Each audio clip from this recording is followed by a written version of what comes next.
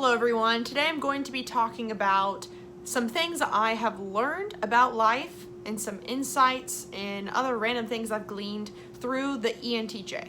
And now by the ENTJ, I mean specific ENTJs that I have known in my life and specific advice they've given me, and also just some insight that I've gleaned through observing ENTJs I know, and they all sort of seem to have a similar worldview. Now that's not always the case. It doesn't always mean that they have similar values, similar philosophies on life, or anything like that. But in my opinion, whenever you have extroverted thinking as your top function and introverted intuition as your second function, there are certain things that you pick up about the world, about how it works, and there are certain mindsets that you have that are connected to that personality. And so I'm going to be sharing some of that. So for those of you who are new to my channel, I am an ENFJ, and so I know quite a bit of ENTJs. I would say that I used to clash with them whenever I was younger, and as I get older, I get along with them more. But there are honestly so many things that I have learned about life through the ENTJ mindset, and from some specific ENTJs I know. And most of that is because my weakest spot is extroverted thinking, and that is something that ENTJs are really good at. And so whenever I have a problem, whether it be a career problem or a relationship problem, if I'm talking to an ENTJ about it, one, I can kind of freeze up or tense up a little bit because I'm like super aware that my words aren't as precise as I would like them to be.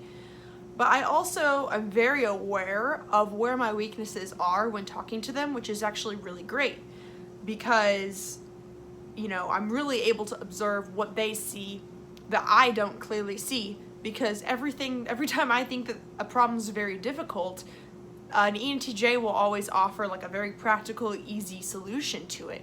And so it's always been quite interesting to me because they do seem to get where I'm coming from. If I'm explaining some sort of NI concept, they'll get the idea, but then they'll always sort of bounce back and be like, oh, so you mean this is this, and like something really concise. And I'm like, yeah, that is what I'm doing.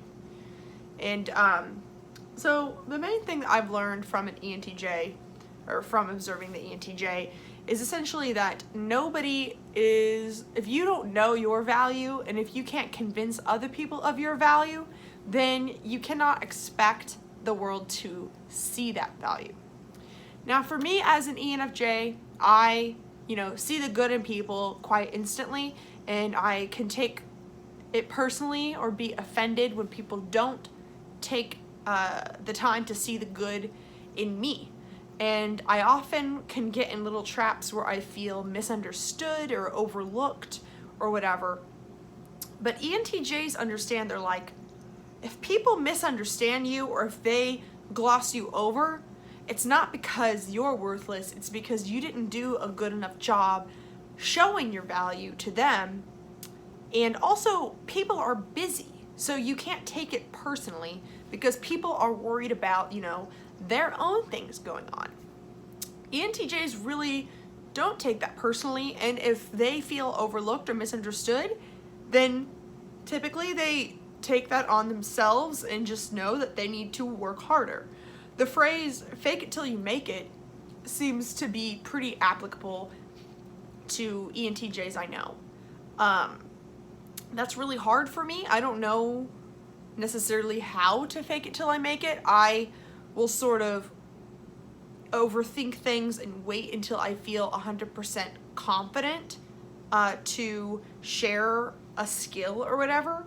But ENTJs seem to understand that, you gotta just put yourself out there and try and take a risk and just say, yeah, I could do that, and believe in yourself. They understand that it's the belief in yourself that matters more almost. Because if you believe that you're capable of doing something, then you're able to convince others around you to trust you and then give you an opportunity to work on your skills and an opportunity to challenge yourself and to grow. So this is something that has been very difficult for me, and I apologize if I am sounding a little roundabout here. I really am trying to be concise, and honestly, just sort of the idea that there are a lot of ENTJs watching me, supposedly, is sort of making me fumble on my words a little bit, because I want to make sure that everything I'm saying is valuable. And it's kind of funny because that's sort of what I'm saying, is that if you believe you're valuable and if you go out there and share things and prove your value to people, then they're more likely to see your value. It's hard for me to do that, and even right now, I feel like a lot of times my humility comes across as being self-deprecating, or that I don't believe in myself. But honestly, I'm so deathly afraid of seeming arrogant, because deep down, I sometimes feel like I am, like I'm very, very confident. I just don't know how to put that across in a way that is actually explaining my value in a clear and concise way without being super long-winded. ENTJs, another thing that I've learned from them is that if you don't feel like you have a place in this world to, you know, where you feel like you fit in, if you don't feel like the system already has a place for you, then it's kind of your job to create that place. So ENTJs are very entrepreneurial. Many times, you know, it's like I personally have had issues trying to figure out where I belong in the workforce, what careers are right for me, what specific things to do to get to where I want to go. And ENTJs really know that if you don't see a clear path that is already built for you, if you don't see like, oh, well, I want to be a doctor, or I want to be, you know, in academia, if you don't see a path that you really vibe with and think you can excel in, then you kind of have to forge your own path, and you kind of have to create your own. And I'd even argue that most ENTJs would probably even say that, you know, everyone is always forging their own path. And, you know, you could look to people who you admire, that you want to be like, and look at the steps that they took so that you could take similar steps. But with ENTJs and their introverted feeling, they really know, what do I want? And then they know that it's on you to go and get it. ENTJs know that the world is not going to hand you anything, and that it is not, you know, it's not easy, like, to get what you want, or, you know, to live the life you want. And something where I think we definitely differ, that I'm wanting to learn from ENTJs on, is that sometimes I will get stressed out if I feel like I deserved an opportunity based on my hard work, my skill, whatever, and if I don't get it. This is where, and you know, ENFJs, to be honest, can be a little bit entitled. We think, you know, I'm skilled, I'm capable, you know, I'm a good person. Why did I not get this opportunity? And ENTJs create opportunities. They don't wait to find the opportunity already made. They are literally forcing their own path. They aren't expecting people out of the kindness of their hearts to create an opportunity for you.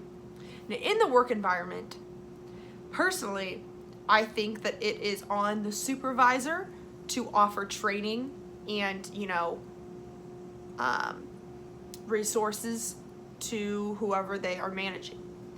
I think that that's a very extroverted feeling, honestly, thing to accept, or thing to think, you know, you should, the person in power should be giving the opportunities, giving the feedback, giving all these things to you. if you're in school or whatever, this could still apply, you know, to school, like the teacher giving you resources or whatever. ENTJs, they don't really expect anything from anyone. And ENFJs, you might have gotten into arguments, if you're an ENFJ watching this, where people have accused you of having expectations. And if I were to really ask myself, no, I don't have expectations, I just, you know, I expect basic human dignity from people. But you know what? ENTJs, they do not even expect basic human dignity from people. They understand and they believe that everyone is out for themselves and that you have to make sure that your needs are cared for.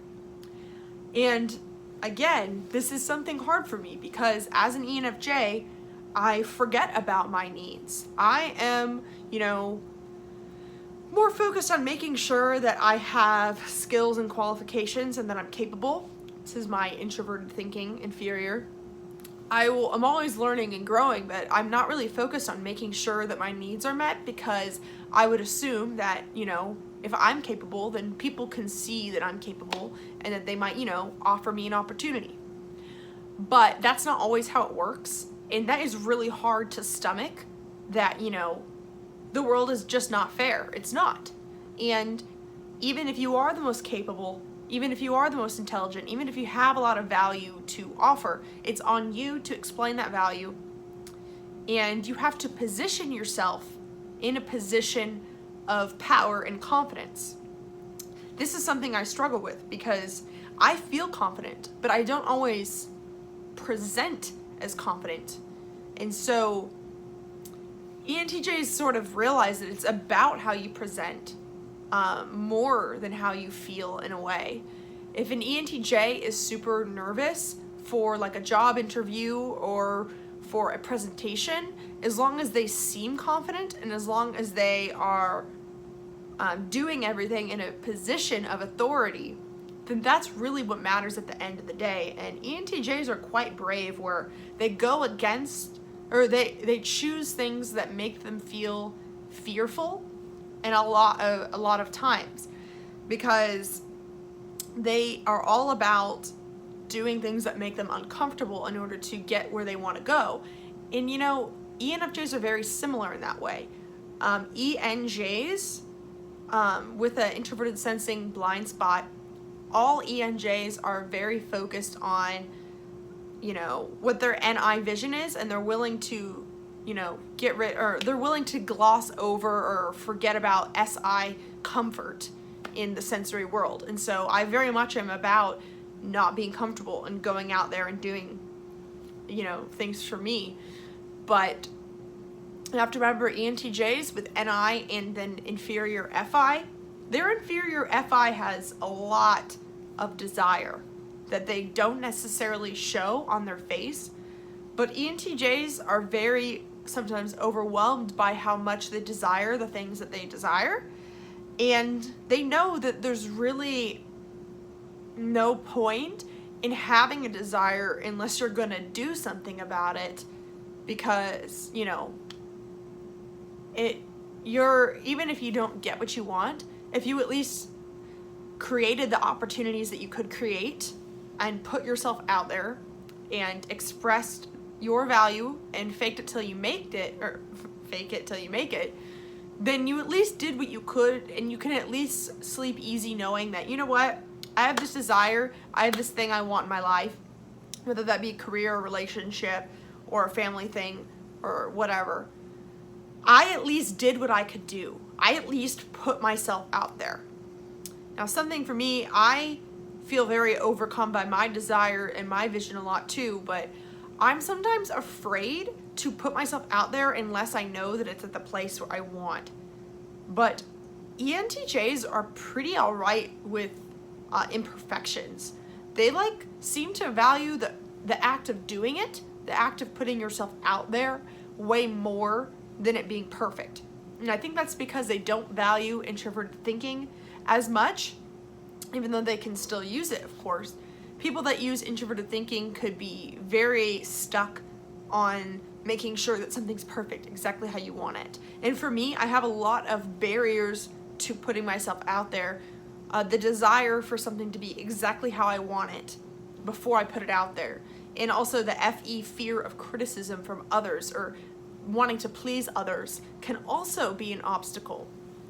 ENTJs understand that you learn as you go, and if you want something, just put yourself out there. A very tangible example is that I am trying to do some freelancing stuff. Not trying to, I am doing freelancing. See how the way I talk, I used this trying to thing, which made me look less confident, because I'm, my FE is more focused on seeming humble and relatable, where ENTJs, their TE is more focused on showing their value. I always forget to do that. Even though I know my value, I always water down my language with FE, and it's honestly annoying. But an ENTJ mentor of mine was telling me well, have you made a LinkedIn post showing your offerings? And I was like, yeah, I'm trying to wrap my brain around how I want to do that. And she was so confused, just do it. If it's not sitting right with your audience, then you can change it. You can make another post. I literally always forget that. Whenever I'm trying to do something, I want it to be right off the bat. And that's my inferior TI driving me crazy. But ENTJs, they just do it. They just do it. Now, they don't just do it as often as an ESTP would, or even ESFP, but they do know what can I control, what can I not control, and if I can control this, then I'm going to do it. And they also are very okay with trial and error. TE users seem in general more all right with trial and error. And that's really inspiring for me, honestly, to see. And another thing too is I've noticed that the things that FJs will judge me about, TJs don't. If especially ENTJs, something I've really learned from ENTJs is failure isn't really failure because you are learning. As long as you're learning. There's been several times when I've met with ENTJ mentors, which, for the record, I'm very involved in the startup community in my town, and I do some freelance work, and so I very regularly network with people, take them to coffee, and just pick their brains, just people that are doing similar things to what I want to do. And there's several times I've met with ENTJs where I would be I don't know how to tell an employer that I want to be an entrepreneur and that I want to do my own thing without them feeling like I'm taking advantage of them, or without them feeling like I'm not loyal to them. And then an ENTJ, ENTJs have been you could just say that. There's been so many times where I've been I'm not sure how to word, and then an ENTJ would just be that's fine, just say that. I overthink it, I think a little bit, and ENTJs, I'll be I want to come off as this and this at the same time, and then an ENTJ will just be just say that. And, ENTJs, they seem to notice whenever they're actually listening to me and observing me, the advice they tend to give to me is that I am overthinking it, and that I am way more advanced than I think I am, and that I just need to put myself out there so that people know that I'm available. And that's something that I have a hard time with, and I thank you, ENTJs, so much for that, because even just with this YouTube channel, I've created an audience. I am too afraid to sell something. I'm too afraid to launch offerings. I have done some, but I just have so much self-doubt where I feel well, I don't know. I want it to be perfect. And ENTJs just try things out, and if they don't work, they change them. And, that sort of belief in self and that sort of desire to tend to their, desires. If an ENTJ wants something, they take responsibility to get it. And they have a strong responsibility for themselves and who they are. And they really are great at taking care of themselves in a way. Not in all ways, but if you want something, they take that as a responsibility. what else was I gonna say? Some advice that an ENTJ gave me once was I was worried about being an entitled millennial job hopper. And he was telling me about how instead of viewing life as going from A to B to C, because when you do that, when you go from A to B and you're at B, all of a sudden B becomes A, and then you need to go to B again, and then all of a sudden that becomes A, and then you're at a never-ending cycle. He said that he likes to view it as, this is where I am, and then you're like a spiral that is spiraling out, this is where I want to be, and just think of all the touch points in your life that are, you know, expanding. And that's the advice that he gave me about job hopping, and about, you know, in a career, you have skills, the employer needs them, it's an even exchange, and if it becomes not an even exchange anymore, then you leave, and then that's fine. Where you know, with the FE, I get so caught up in wanting to be loyal to people and all these things, and sometimes in the work environment, I get confused where I want to treat people like friends, and I want to have a rapport, and ENTJs understand that at the end of the day, it's about what you want, and if you aren't doing what you want, then you're doing a disservice to yourself and to them. And, you know, another thing, gosh, what was I going to say? God damn it, I forgot. I'm just very inspired by ENTJs, especially right now, because I feel like the problems that I'm having in my life would not be problems for ENTJs.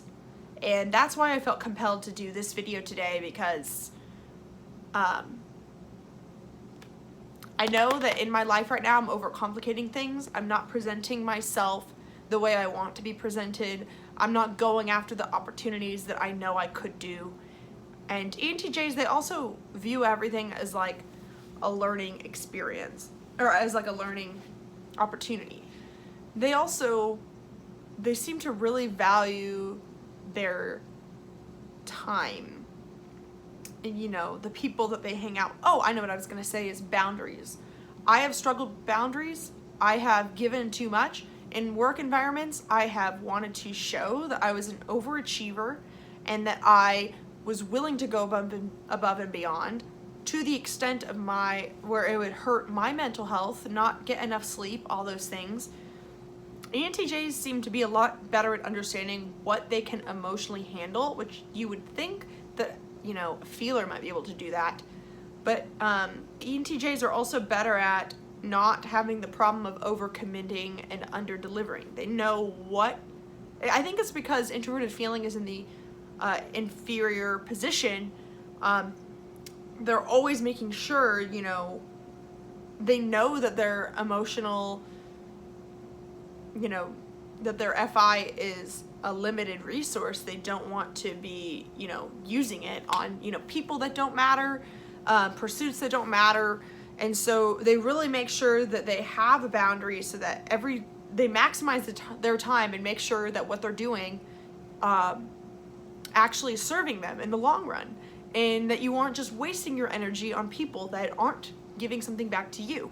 Something that has always bugged me about TJs is that they seem to view everything as a transaction, and my FE can be turned off by that, thinking like, well, that's not very kind, or that's not, you know, a great rapport to have with someone. I just connect with people because I want to.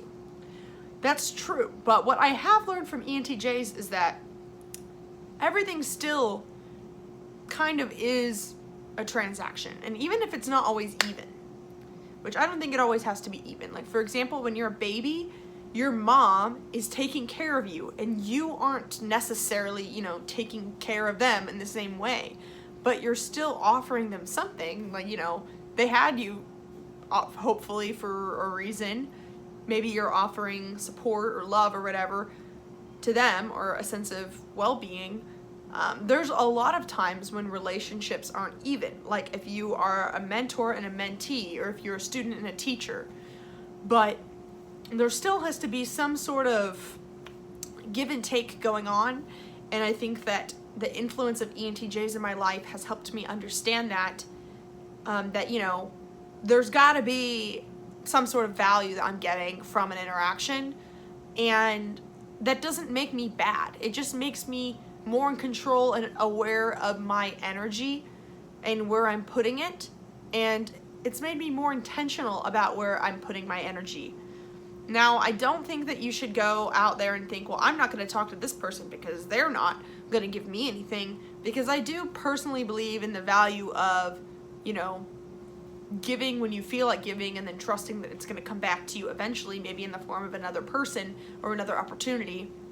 I believe in that, but I still think that it's important to pay attention to, you know, the energy you have to give, and make sure that it's at least worth it to you.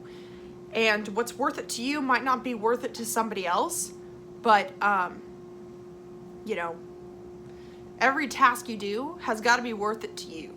I mean, me making this video right now, I'm exerting a lot of energy, you know, and I'm putting it out there for you, whoever's listening. This has to be worth it to me, or else this isn't worth it, you know, like, or else I'm wasting my energy and time. But the energy that I get from doing this, from your comments, from things like that, makes it worth it for me. And I think that the ENTJ perspective has sort of taught me to at least think about that before I do things, and ask myself if it is worth it. So I hope that this advice made sense. I have been a little all over the place. TE is really hard for me to understand. And so I hope that you guys know that for an ENFJ to understand all this about an ENTJ was not an easy thing. You know, I've learned a lot about TE from my best friend who's an ENFP, and we talk a lot back and forth about FE and TE. She has to use TE a lot because she's a journalist, and, you know, it's her third function, but, you know, she does use TE a lot, and will always call me out whenever my TE sucks, and explain like what her TE sees. And she's also friends with a lot of TJs, and so it's helped me. You know, yeah, TE is really hard for me to wrap my brain around, and, you know, I tried to make this as concise as possible. I'm sorry that this was a long video for those of you who might have been annoyed by that, but, you know, hopefully I was able to help you guys understand the value that I get from ENTJs in my life. And for those of you watching who are TPs, hopefully you also can understand the value of TE a little bit, and maybe incorporate some of this advice into your worldview. For those of you listening, whether you're an ENTJ or not, please comment below and let me know if you have heard some of this advice before, and what your type is, and how you respond to that. Like, do you tend to agree with this advice? Has it sat well with you or not? A lot of this stuff, honestly, did not sit well with me at first, but it kind of does now, as I'm understanding the actual value and benefit of it, if that makes sense. So thank you so much for watching. If you like this video, please subscribe, and also join my Facebook group, Personality Typology for Self-Growth, which I will link below. Thank you, and have a wonderful day.